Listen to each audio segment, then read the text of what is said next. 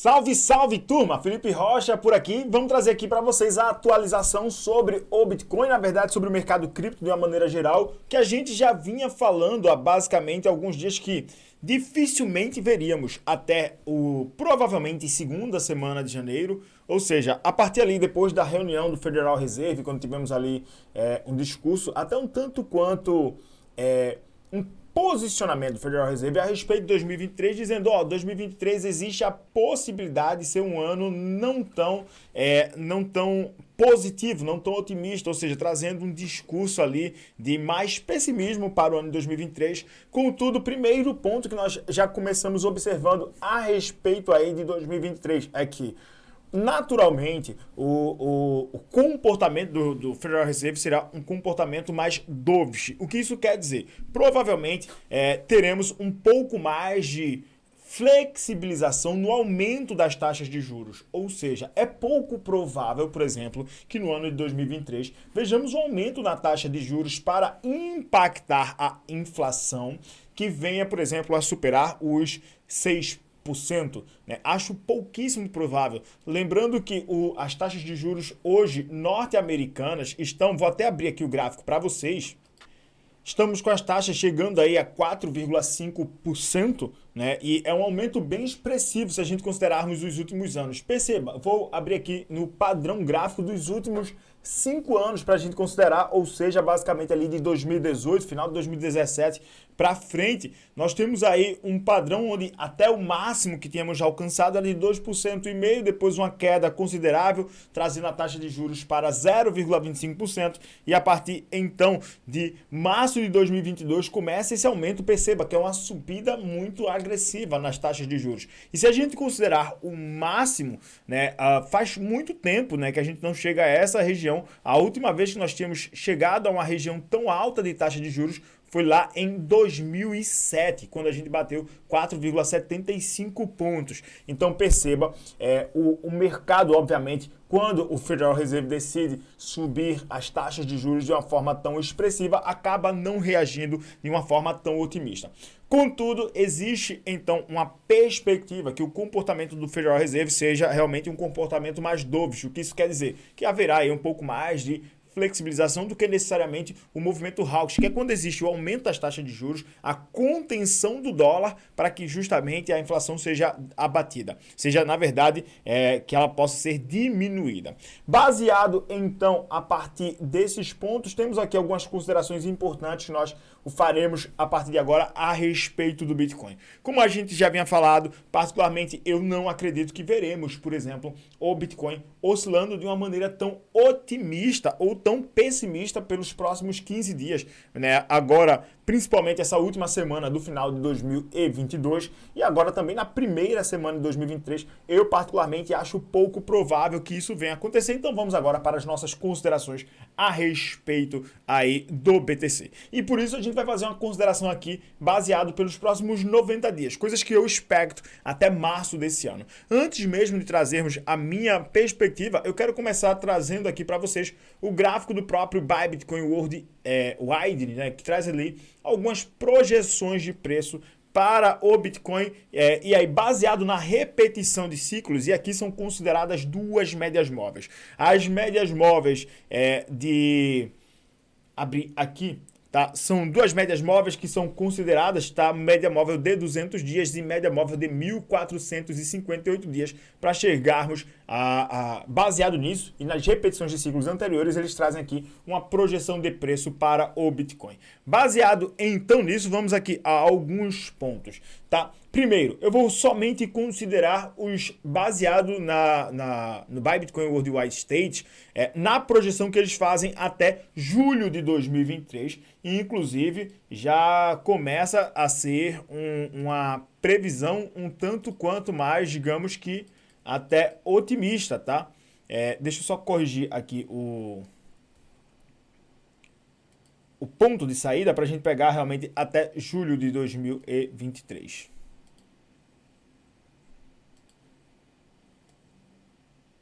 Agora aqui sim.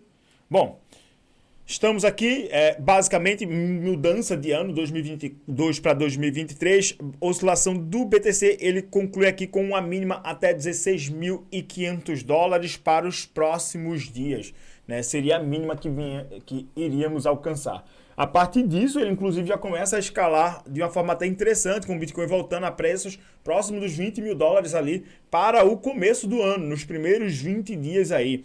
E depois disso, uma possibilidade de, em março, termos um aumento muito expressivo para irmos buscar ali os valores de, quem sabe, 25 mil dólares, né? A última vez que a gente tocou nessa região foi lá em agosto, né? Um movimento ascendente do mercado, batemos lá, depois tocamos em uma resistência muito forte e voltamos para baixo para buscar ali os 19 mil dólares.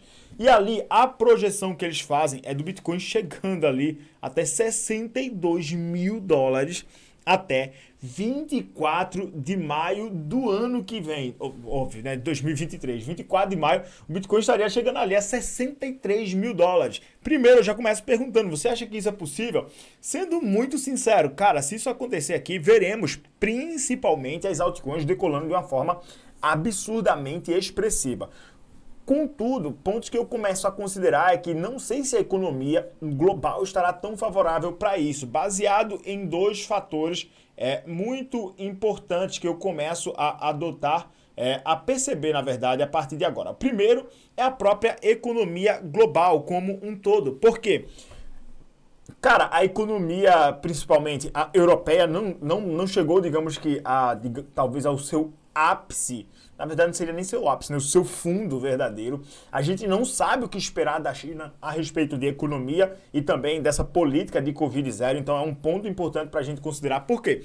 Esses fatores podem ser fatores preponderantes para dizer para onde realmente o mundo, digamos assim, irá no decorrer dos próximos meses. E claro, a inflação norte-americana, que hoje é basicamente quem está contendo a maior economia do mundo. Então precisamos considerar isso. Para mim, aquela tensão Rússia versus Ucrânia, isso já foi precificado pelo mercado durante todo o ano de 2022. Inclusive, diga-se de passagem, desde abril, que isso meio que já está precificado, desde abril de 2022 meio que isso já está precificado. Teve ali alguns discursos de uso de arma nuclear, o mercado chegou a dar uma certa oscilação desde então. Contudo, digamos que os impulsionadores de queda no mercado cripto foram aí principalmente taxa de juros norte-americana e, óbvio, os cisnes negros que surgiram dentro do mercado cripto, como, por exemplo, quebra da FTX, quebra do blockchain Terra e a moeda Luna e a stablecoin UST, que faziam parte ali do mesmo protocolo, do mesmo programa. Além disso, ali a quebra de Tree Capital e Voyager e outras Venture Capitals e algumas empresas como também, por exemplo, a BlockFi, que chegou a declarar falência, foi resgatada pela FTX, depois voltou também, né, para o mesmo patamar com a quebra da FTX. Então, tudo isso a gente percebe que foram movimentos dentro do mercado cripto.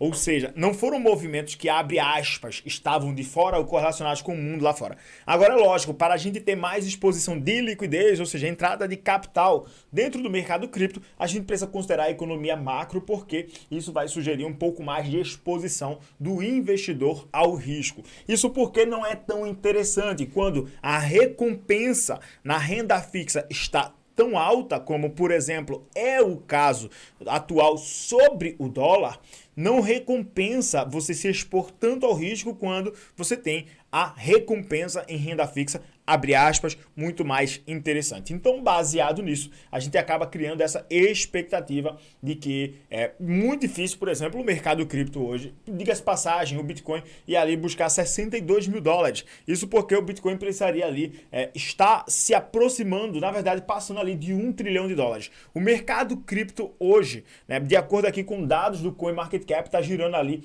em torno de 800 bilhões. Então, somente o Bitcoin precisaria passar de 1 trilhão de dólares. Caso isso viesse a acontecer, veríamos uma explosão gigantesca em cima das altcoins. E baseado nisso, vamos aqui a alguns pontos importantes para nós considerarmos. Começando a trazer aqui para vocês o DXY, né, o índice do dólar. Bom, estamos olhando pela perspectiva semanal. Depois que a gente bate esse pico aqui, né, onde chegamos a 114 mil pontos no índice do dólar, tivemos um momento aqui, né, onde o DXY, ou seja, o índice do dólar, na verdade é uma cesta de moeda que tem uma comparação ali da força do dólar, chegou até uma prevalência ali até próximo dos 115 mil pontos. Lembrando que esse é um topo quase que histórico, baseado nos últimos 20 anos. Né? A última vez que chegamos a essa região foi lá em 2002, ou seja, basicamente aí 20 anos sem alcançar essa região. Aquele outro topo é um pouco mais acima. Parece que o índice do dólar está de fato quebrando, né, ou indo buscar a quebra de uma tendência. Contudo, precisa ainda romper essa região de suporte aqui, que está muito próximo, eu diria ali, que abaixo dos 102 mil pontos, talvez o comportamento do índice do dólar seja outro, e quem sabe a gente veja aí uma busca ali por 90 mil pontos, seria um fator bem interessante, até porque esses 90 mil pontos aqui correspondem também com o movimento de alta ali do mercado cripto. Lembrando que o nosso topo histórico dentro do mercado foi alcançado quando o índice do dólar, inclusive, estava apresentando no semanal ali uma vertente de crescimento. Mas parece estar quebrando uma certa tendência de alta, contudo ainda precisa tocar em alguns suportes, e isso aí a gente tem que acompanhar pelas próximas semanas. Lembrando também que, assim como temos o DXY para fazer um comparativo com os mercados globais, né, a gente tem também a dominância do Tether, que desde quando existe dados contáveis aqui da dominância do Tether, que é de junho de 2018, basicamente quando a stablecoin começa a surgir para o mercado, nós estamos também em uma região de topo histórico para o USDT. Bom, baseado nisso, pontos que nós, pelo menos que eu estou considerando a partir de agora. Temos aqui uma forte resistência no semanal nessa região da dominância de 8,6% para o Tether. Se de fato o Tether começar a perder sua dominância, isso sugere uma entrada muito expressiva de capital, principalmente nas altcoins. Por quê? Quando a gente compara a dominância do próprio Bitcoin com a do Ethereum, eu vou começar abrindo aqui para vocês o Ethereum Dominance, percebam o seguinte. Tá? A dominância aqui do Ethereum, percebam, estamos olhando pelo índice semanal, eu vou fazer aqui um comparativo com a dominância do BTC, tá? E percebam o seguinte, olha só esse gap aqui, né? Obviamente isso aqui é um gap considerando o longuíssimo prazo, até porque estamos olhando ali para 2018, temos um movimento muito expressivo, percebam, em cima do Bitcoin, e aqui há pouco tempo começamos a ter uma correlação maior com o Ethereum. E agora o que é que nós estamos vendo? O BTC parece estar frente ao Ethereum, perdendo dominância. O que isso nos sugere na prática? Simples. Isso basicamente quer dizer que, pelo menos na minha consideração, que nós temos um mercado muito mais, abre aspas, com apetite para se expor em altcoins ou considerando se expor mais em altcoins. Por quê? Provavelmente, e é somente provável, não quer dizer que é um fato, o mercado pode estar precificando um fundo. E se esse fundo estiver precificado, é muito possível que a gente veja uma possível alt-season, que é quando o mercado cripto ele começa a ganhar liquidez, o próprio Bitcoin ele se valoriza, mas a gente vê explosões disparadas muito fortes em cima das altcoins. Bom, trazendo agora vocês para o índice do próprio BTC, movimentos do semanal que eu estou considerando a partir de agora. Né? Primeiro, a gente colocou um PDF lá no nosso canal do Telegram. Se você quiser ter acesso a esse PDF, eu recomendo que você venha fazer parte do canal do nosso Telegram. Está aqui o QR Codezinho que você pode escanear ou no segundo link fixado na descrição. Por quê? No nosso canal lá do Telegram, eu compartilhei um PDF trazendo algumas perspectivas a respeito do mercado cripto para o decorrer justamente aí, não somente das próximas semanas, mas o que eu acredito como região aí de fundo, tá? E a gente trouxe justamente uns comparativos muito importantes, tá? Tá bem resumindo, é muito simples, e a gente trouxe ali dados desde 2011, né, sobre a questão de quebra de tendência de baixa no BTC, né, 2011, 2015, 2019 e algumas considerações que a gente está fazendo a respeito de 2022/2023. Então, se você quiser acesso a esse conteúdo de uma forma mais completa, dá uma olhada no link que está fixado na descrição. Bom, voltando para aqui, para análise do próprio BTC, pontos que eu começo a considerar no Bitcoin a partir de agora. De fato, parece que a nossa cunha descendente de baixa, ela deve apresentar algum tipo, ou deve estar próxima aí de apresentar algum tipo de definição. Por quê? Porque realmente eu particularmente estou acreditando que devemos aí, para o decorrer de fato das próximas semanas, ter aí algum pouco mais de clareza. Isso não quer dizer que não venhamos a apresentar fundos maiores. Pontos para nós considerarmos. Na minha perspectiva, se de fato rompermos no semanal esses 15 mil dólares para baixo, né, poderíamos ali dar agulhadas dentro no intradiário, visitando 14, quem sabe 13 mil dólares. Mas se essa região como um todo ela for perdida, é pouco provável que a gente consiga ficar acima disso. E talvez o suporte mais forte seja de fato a região dos 10 mil dólares, que ainda acho pouco provável de ser visitada por conta da defesa de preço do Bitcoin. Sempre que o Bitcoin vai um pouco abaixo dos 16 mil, a gente tem uma compra um tanto quanto excessiva de BTC, no sentido de, poxa, algumas pessoas entendendo ou precificando de fato o mercado dentro dessa região. Por quê? Tivemos ali, por exemplo, a quebra da FTX e os FUDs sobre as corretoras centralizadas de uma maneira geral, né? E aí, se corretoras estão líquidas ou não, como por exemplo a própria Binance. E será que vamos, diante de tanto cenário, digamos que pessimista, será que vamos visitar de fato regiões como, por exemplo, aqui seria uma possibilidade, tá? Será que a gente conseguiria ver o mercado chegando, por exemplo, aqui próximo dos 10 mil dólares? Né? Seria um ponto, né, possível para o alcance do BTC, ou até abaixo disso, né, que daria ali a região próximo dos 8.500 dólares. Sendo sincero, eu acho pouco provável e ainda continuo considerando que possivelmente estejamos muito próximos ali da região de fundo, com a possibilidade de darmos algumas agulhadas. Contudo, se esse suporte realmente for perdido, que consiste dentro de uma região ali de topo histórico lá de 2017, realmente o próximo topo provável seria ali dentro da região de 12 a 10 mil dólares, próximo ponto de suporte talvez para o mercado, que eu realmente ainda não considero uma realidade sem algum fator mais drástico. Então, o que eu particularmente começo a considerar a partir de agora no sentido de investimento para o longo prazo aí no BTC. Bom, particularmente eu começo a acreditar, e é somente uma perspectiva, não sou detentor da verdade, mas eu vou até apresentar aqui para vocês duas médias móveis que eu gosto muito de considerar para a entrada de longo prazo, que são as médias móveis de 50 e de 200 períodos. Percebam aqui o seguinte, tá? Vamos lá. Primeiro ponto, sempre que existe um cruzamento, deixa eu até baixar aqui o tempo gráfico, vou trazer para o diário, tá?